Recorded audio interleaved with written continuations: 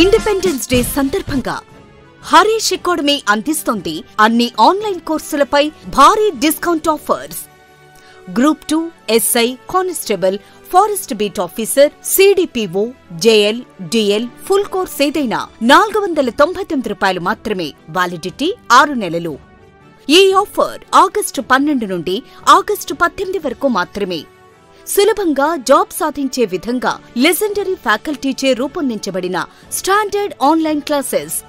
మరెందుకు ఆలస్యం? వెంటనే హరీష్ అకాడమీ యాప్ను డౌన్లోడ్ చేసుకోండి. విజయం సాధించండి. Harish the best academy. Phone 8341116915.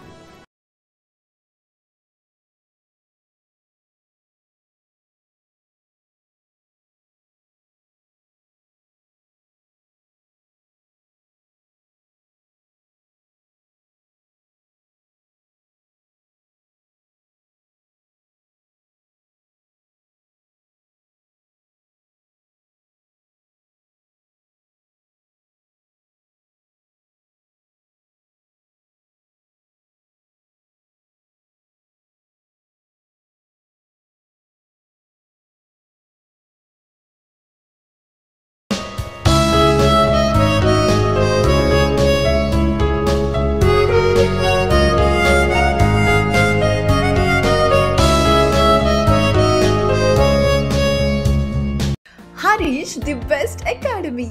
Hi friends, welcome to Harish academy.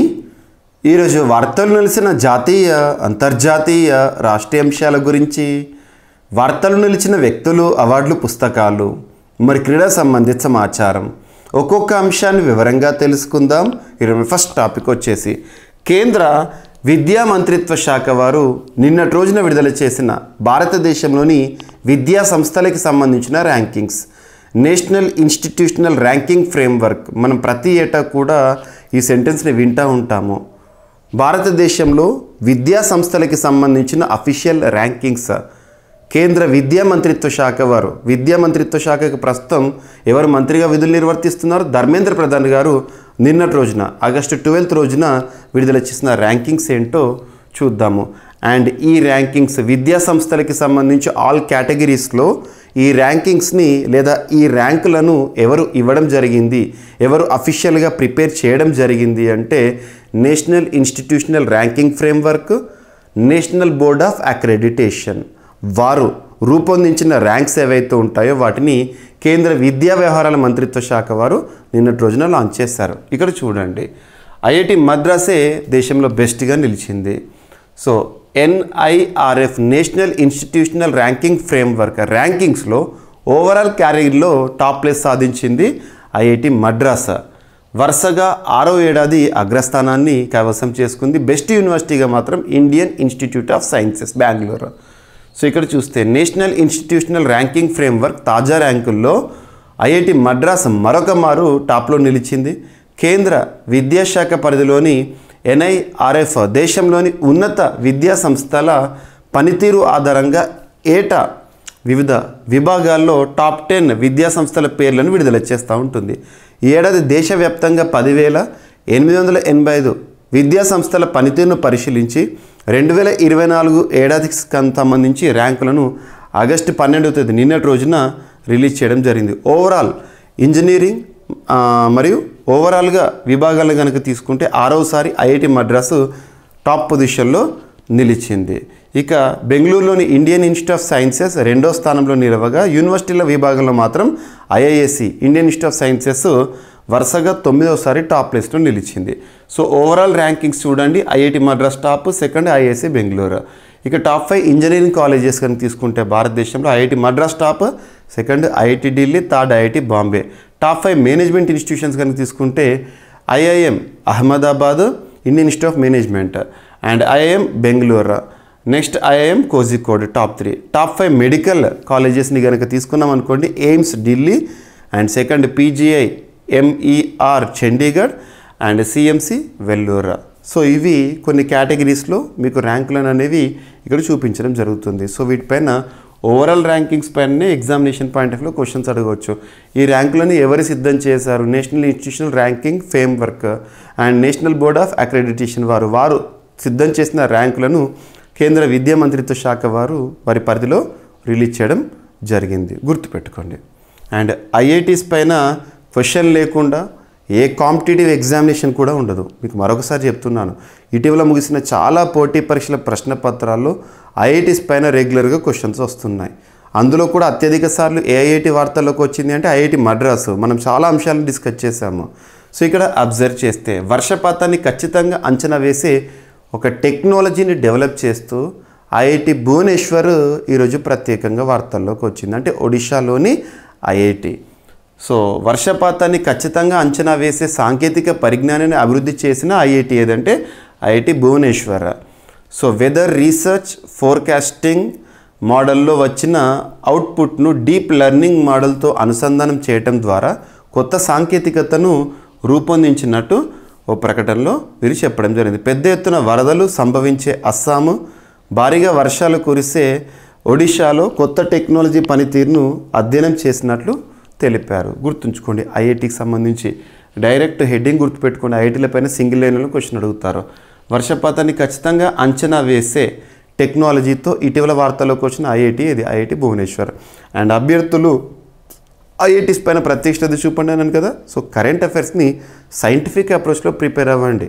మీరు కరెంట్ అఫైర్స్ని విభాగాలుగా చూడండి, ఒక సబ్జెక్ట్లా కాకుండా మనం జనరల్ స్టడీస్ పాయింట్ ఆఫ్ వ్యూలో వచ్చే ఒక్కొక్క సబ్జెక్ట్లో వచ్చే వర్తమాన అంశాలు polity, economy, geography, history, science and technology, environment and etcetera, వాటితో పాటు వార్తల్లో వ్యక్తులు, క్రీడాంశాలు, సదస్సులు, సమావేశాలు, ఐఐటీస్, రక్షణ రంగానికి సంబంధించి వార్తలు ఇచ్చిన సూచీల గురించి కానివ్వండి, వార్తలు ఇచ్చిన ఒప్పందాల గురించి కానీ, జాతీయ, అంతర్జాతీయ, అలా కరెంట్ అఫైర్స్లో దాదాపు 18 to 20 సెగ్మెంట్స్ని మీకు నేను ఇస్తూనే ఉన్నాను.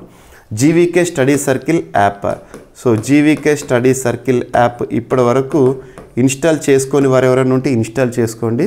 అందులో నేను CA 360 కోర్స్ ఏదైతే ఉంటుందో అందులో కరెంట్ అఫైర్స్ని ఎలా డివైడ్ చేస్తూ ఏ విధంగా సబ్జెక్ట్ లింక్ చేస్తూ ఇస్తున్నానో చూడండి. మీకు ఒక ఐడియా అనేది క్రియేట్ అవుతుంది. అండ్ కొన్ని అభ్యర్థుల అవగాహన కోసం కొన్ని ఫ్రీ వీడియోస్ని కూడా అందులో మీకు చూడడానికి ఉంచడం జరిగింది, ఒకసారి చూడండి. అండ్ అభ్యర్థులకు ఇండిపెండెన్స్ డేని దృష్టిలో ఉంచుకొని అన్ని కోర్సులపైన నేను ఇస్తున్న అన్ని కోర్సులపైన జీవీకే స్టడీ సర్కిల్ యాప్లో భారీ ఆఫర్లను ప్రకటించడం జరిగింది. సో యాప్ ఇన్స్టాల్ చేసుకొని అందులో కొంత ఫ్రీ కంటెంట్ కూడా ఉంటుంది, చూడండి. ఓకేనా. అండ్ ఏపీ, తెలంగాణ అభ్యర్థుల కోసం ఉద్దేశించబడిన కోర్సులను ఎక్స్క్లూజివ్గా డిజైన్ చేశాను. అందులో ఒకటి టాపిక్, దాదాపు 20 టాపిక్స్ ఉంటాయని కదా ఒక్కొక్క సెగ్మెంట్, అందులో ఒక టాపిక్ ఐఐటీస్ అన్నీ ఒక దగ్గర చెప్తాను అన్నట్టు అలా. సో తుర్కియాలో బయటపడిన 13,000 ఏళ్ల నాటి రాతి క్యాలెండర్. సో ఒక స్టోన్ క్యాలెండర్ లేదా రాతి క్యాలెండర్ అనేది వార్తల్లోకి వచ్చింది. దాదాపు 13,000 ఏళ్ల క్రితం నాటిదంట. తుర్కియే, ఒకప్పుడు మనం టర్కీ అనేవాళ్ళు, ఇప్పుడు తుర్కియే పేరు మార్పు, దాని గురించి కూడా మనం డిస్కస్ చేసాము. ప్రపంచంలోనే అతి పురాతనమైన క్యాలెండర్ దక్షిణ తుర్కియాలో లభ్యమైంది. తుర్కియాలోని గోబెక్లీ టేపే వద్ద పురావస్తు శాస్త్రవేత్తలు పరిశోధనలు చేసిన సమయంలో ఒక భారీ రాతి స్తంభం బయటపడింది. దానిపై సూర్యచంద్రులకు సంబంధించిన గుర్తులు మరికొన్ని ఇతర చిహ్నాలను గుర్తించారు. కాగా ఆ ఆలయం 13,000 ఏళ్ల నాటిదని, రాతి స్తంభంపై ఉన్న గుర్తులు అప్పటి సూర్యచంద్రుల కాలానికి సంబంధించినవని పేర్కొనడం జరిగింది. ఇటువంటి చిహ్నాలను సుమారు 10,850 BCలో చెక్కి ఉంటారని భావిస్తున్నారు. అప్పట్లో దీన్ని ఓ క్యాలెండర్ ఉపయోగించి ఉండొచ్చని భావిస్తున్నారు. ఓకేనా. సో తుర్కియాలో బయటపడిన 13,000 ఏళ్ల క్రితం నాటి రాతి క్యాలెండర్. ఇటీవల 13,000 ఏళ్ల క్రితం నాటి రాతి క్యాలెండర్ని ఎక్కడ కనుగొనడం జరిగింది, లొకేషన్. అండ్ అతిపెద్ద సరుకు రవాణా UAV అన్మాన్డ్ ఎయిర్ వెహికల్ని పరీక్షించిన China. The dependency on UAVs or drones is increasing nowadays. So మానవరహిత విమానం పైన మానవుడు ఆధారపడడం అనేది పెరుగుతూ వస్తుంది. అందులో వచ్చిన ఒక రివల్యూషన్గా చెప్పొచ్చు. చైనా ప్రపంచంలో అతిపెద్ద సరుకు రవాణా అంటే కార్గో, ఒక ప్రాంతం మరొక ప్రాంతానికి వస్తువులను రవాణా చేయడానికి ఉద్దేశించబడిన ఒక డ్రోన్ని రిలీజ్ చేసిందంట. సో మానవరహిత విమానాల అన్మాన్డ్ ఎయిర్ వెహికల్ విషయంలో చైనా వేగంగా పురోగతి సాధిస్తోంది. సరుకు రవాణా అవసరాల కోసం అతిపెద్ద UAVని తొలిసారి పరీక్షించింది. 2 ఇంజన్లతో కూడిన ఈ లోహ విహంగం ఏకంగా 2 టన్నుల పేలోడ్ను మోసుకెళ్ళగలుగుతుందంట. తాజా పరీక్షలో అది 20 నిమిషాల పాటు గగన విహారం కూడా చేసింది. ఈ UAV అన్మాన్డ్ ఎయిర్ వెహికల్ రెక్కల పొడవు 16 మీటర్లు, ఎత్తు 15 అడుగులు, సెస్నా 172 విమానం కంటే దీని పొడవు కొంచెం ఎక్కువగా ఉంటుందట. సో ఈ హెడ్డింగ్ గుర్తుంచుకోండి, ఏ దేశమో గుర్తుపెట్టుకోండి, సరిపోతుంది. అండ్ 2036 నాటికి స్త్రీ పురుష నిష్పత్తి మెరుగుదల అని చెప్పేసేసి రీసెంట్గా అఫీషియల్ గణాంకాల విభాగం వారు విడుదల చేసిన గణాంకాలు. సో ఇక్కడ చూస్తే మన దేశంలో స్త్రీ పురుష సమానత్వంలో ఆశాజనక ధోరణి కనిపిస్తోందని కేంద్ర గణాంకాలు పథకాల అమలు మంత్రిత్వ శాఖ వారు, ministry of statistics and programmes implementation, ఆ మంత్రిత్వ శాఖ వారు ఆగస్టు 12 నిన్నటి రోజున చెప్పడం జరిగింది. 2036 నాటికి ప్రతి 1000 మంది పురుషులకు 952 మంది మహిళలు ఉంటారంట, ఉండే అవకాశం ఉందని అంచనా వేశారు. 2011 నాటి లెక్కల ప్రకారం ప్రతి 1000 మంది పురుషులకు ఎంత 943, అది కాస్త ఎంత అవుతుందంట 2036 నాటికి 952గా ఇంప్రూవ్ అవుతుందంట. సో 2011 నాటి జనాభాలో మహిళల సంఖ్యతో పోలిస్తే 2036లో ఎక్కువ మంది మహిళలు ఉంటారని అంచనా వేసింది. 2011 నాటి జనాభాలో 48.5% మంది మహిళలు ఉన్నారని, 2036 నాటికి జనాభా 152.2 కోట్లకు చేరుకుంటుందని, దీనిలో మహిళల జనాభా 48.8%కి చేరుతుందని కేంద్ర ప్రభుత్వము మంత్రిత్వ శాఖ వారు అఫీషియల్ గణాంకాలు నిన్నటి రోజున రిలీజ్ చేశారు. 15 ఏళ్లలోపు బాలల సంఖ్య 2011లో కన్నా 2030లో తగ్గుతుందని, సంతానోత్పత్తి తగ్గడమే దీనికి కారణమని పేర్కొన్నారు. అణు విద్యుత్ కేంద్రంపై యుక్రెయిన్ దాడి. వాస్తవంగా వార్తలు నిలిచిన ప్రాంతాలు ఏవైతే ఉంటే ఆ ప్రాంతాల లొకేషన్ ఇంపార్టెంట్. మీకు జాగ్రఫీ పాయింట్ ఆఫ్ వ్యూ అడుగుతారు, అది ఎక్కడ ఉంది, ఏ ఖండంలో ఉంది, ఏ ప్రాంతంలో ఉంది ఇలా. సో జపోరిజియా అనే ఒక అణు విద్యుత్ కేంద్రం, జపోరిజియా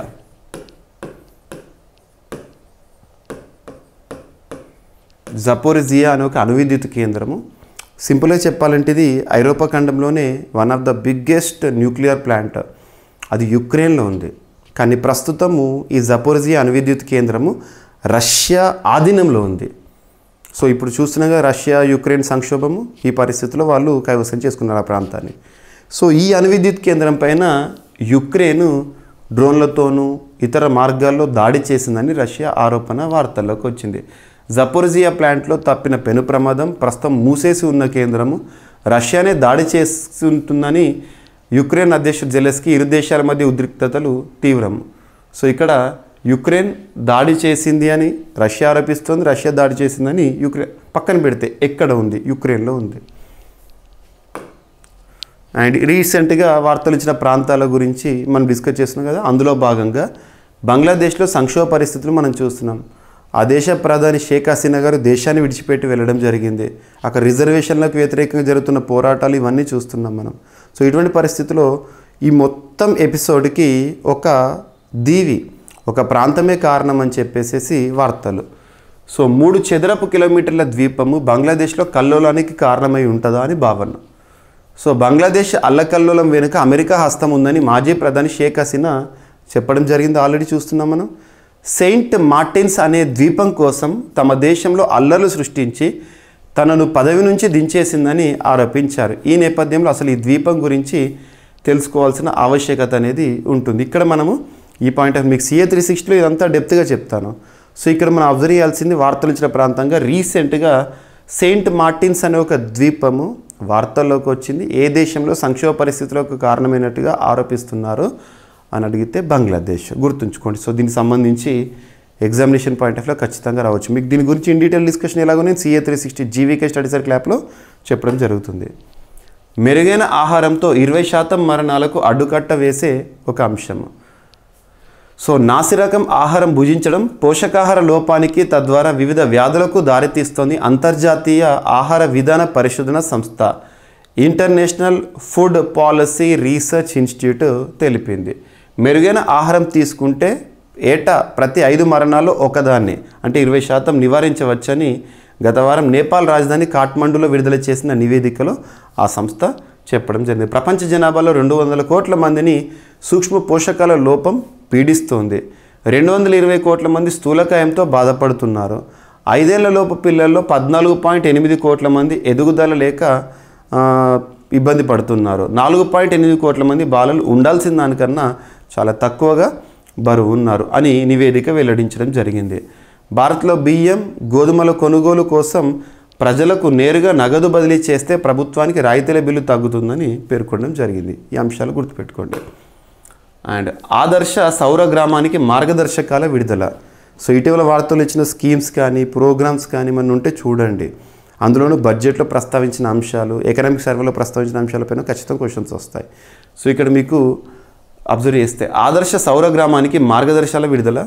దేశంలో సౌర విద్యుత్ వినియోగాన్ని పెంచేందుకు కేంద్ర ప్రభుత్వం ప్రతిష్టాత్మకంగా తీసుకువచ్చిన పథకం పిఎం సూర్యఘర్ ముఫ్త్ బిజ్లీ యోజన.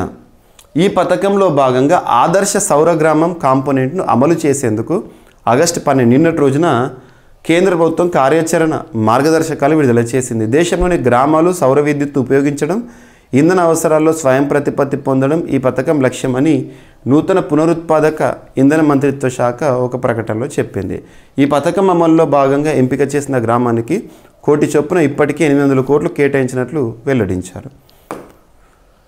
సో యాంగ్రూ 3 నూతన వంగడాల ఆవిష్కరణ. సో నిన్నటి రోజున ఇటువంటి టాపిక్ చూస్తాం, ఈరోజు కూడా. సో ఇక్కడ అబ్జర్వ్ చేస్తే నిన్న ఐకార్ వారికి సంబంధించి ఇక్కడ చూస్తే సో ప్రధానమంత్రి నరేంద్ర మోదీ గారు ఢిల్లీలోని ఐకార్లో ఇండియన్ కౌన్సిల్ ఆఫ్ అగ్రికల్చరల్ రీసెర్చ్లో వివిధ విశ్వవిద్యాలయాలకు చెందిన 109 నూతన వంగడాలను రీసెంట్గా ఆగస్టు 11వ తేదీన విడుదల చేశారు. ఆ టాపిక్ గురించి నిన్నటి రోజున మనం చూసాము.